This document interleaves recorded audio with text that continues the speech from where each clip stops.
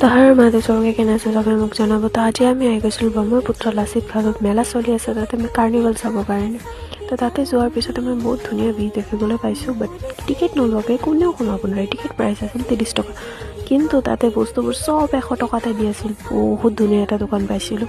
মোৰ বাৰু তাৱা ল'বলৈ মন আছিলে, বাট মই নল'লোঁ কিয় নাজানো। তাৰপিছত মই ঘৰত আহি বহুত ৰিগ্ৰেট ফিল কৰিছোঁ এইটোৰ কাৰণে। তাৰপিছত তাতে এটা ফ্ৰুট চাটৰ দোকানো আছিল, তাতে দোকানৰ পৰা ফ্ৰুট চাট এটা লৈ লৈছিলোঁ। খাই কেনে অৱস্থা দেখাই পাইছে মোৰ চকুটো কেনে অৱস্থা গৈছে। ইমান ঠাণ্ডাত ইমান টেঙা মই খাব নোৱাৰোঁ বাৰু। তাৰপিছত তাতে ননভেজৰ পূৰা দোকানো আছিল বহুতকেইটা। মইতো ননভেজ নাখাওঁ বাৰু, মই কাপোৰে চাই ল'লোঁ।